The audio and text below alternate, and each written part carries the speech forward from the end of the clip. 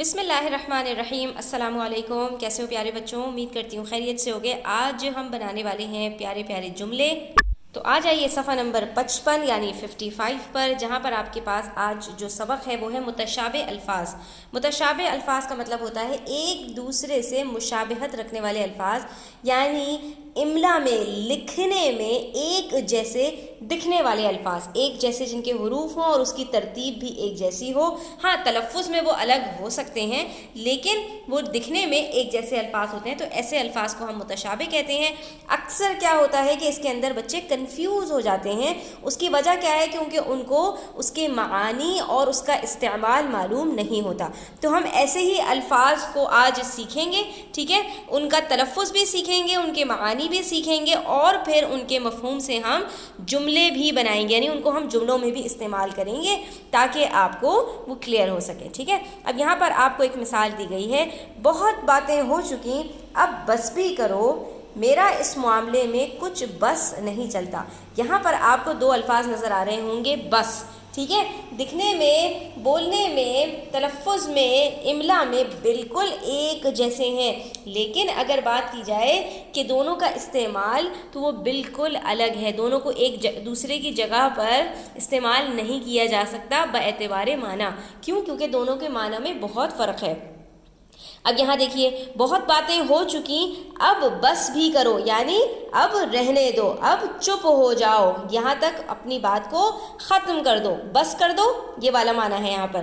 میرا اس معاملے میں کچھ بس نہیں چلتا، یعنی میں اس معاملے میں بے بس ہوں، میرا کوئی زور نہیں چلتا۔ تو دونوں کے معنی کے اندر آپ نے دیکھا کیا فرق ہے، اور اس کی وجہ سے ان دونوں کے اندر صرف املا کی ہی یہ مشابہت ہے، باقی یہ معانی کے اعتبار سے دونوں یکسر مختلف ہیں، ٹھیک ہے؟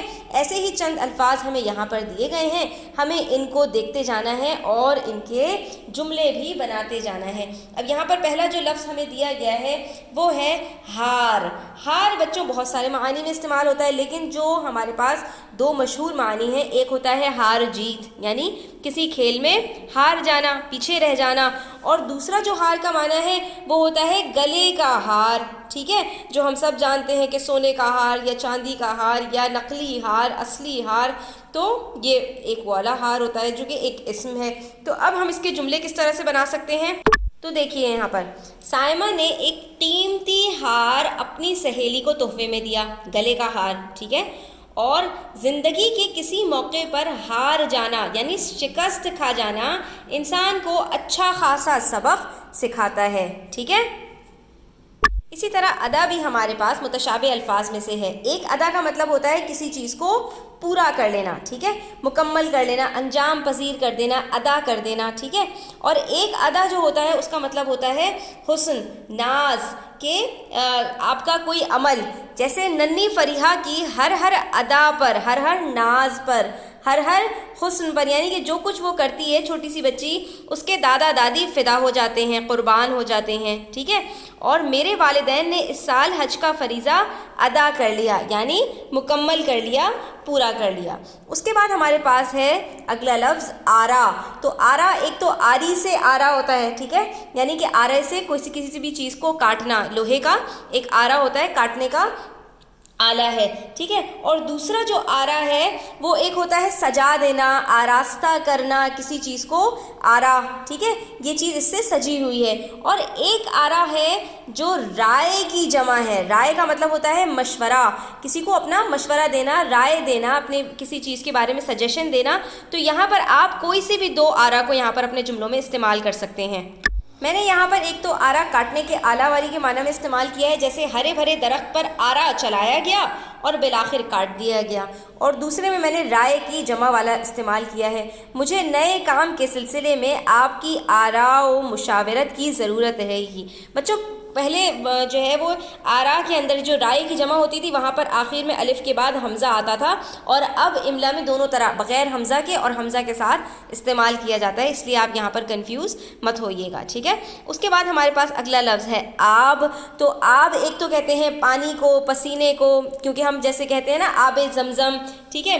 آب کوثر جو آپ صلی اللہ تعالیٰ علیہ وسلم جس نہر سے ہمیں قیامت کے دن پانی پلائیں گے انشاءاللہ، ٹھیک ہے؟ تو ایک آب تو اس کو کہتے ہیں پانی کو، ٹھیک ہے؟ اور دوسرا ہوتا ہے آب و تاب، یعنی پوری طاقت سے، پوری قوت سے کسی کام کو کرنا، ٹھیک ہے.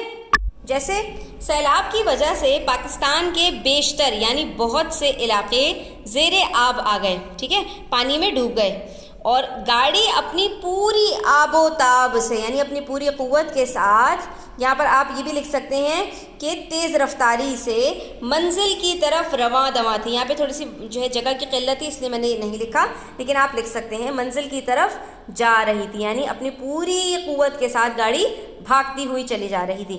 اس کے بعد ہمارے پاس جو لفظ ہے وہ ہے عہد.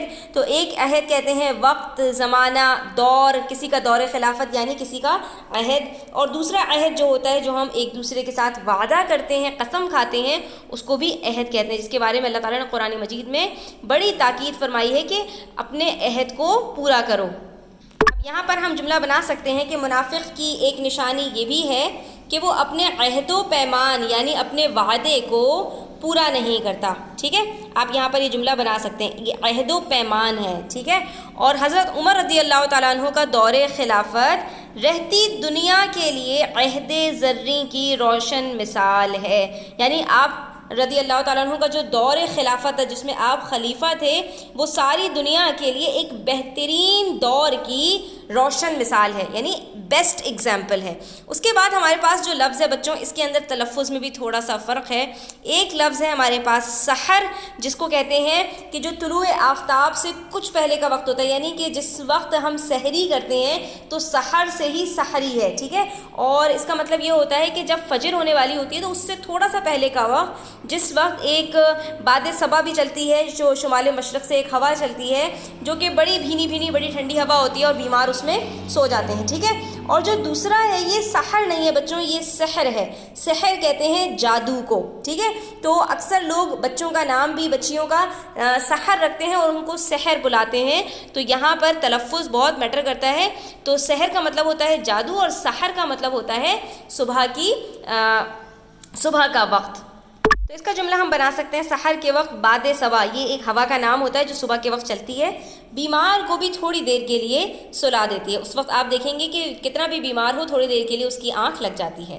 اور سحر کا آپ جملہ بنا سکتے ہیں کچھ لوگوں کی باتوں میں ایسی تاثیر ہوتی ہے، ایسا اثر ہوتا ہے جو اپنے سحر میں جکڑ لیتا ہے، یعنی اپنے جادو میں جکڑ لیتا ہے کہ آپ اس کی باتوں میں آ جاتے ہیں. تو بچوں یہاں پر ہمارا آج کا سبق مکمل ہوتا ہے. امید کرتی ہوں آپ کو سمجھ آیا ہوگا. ویڈیو اچھی لگی ہو، پسند آئی ہو تو ویڈیو کو لائک کیجیے گا، اپنے فرینڈس کے ساتھ شیئر کیجیے گا تاکہ مزید بچے اس سے فائدہ اٹھا سکیں.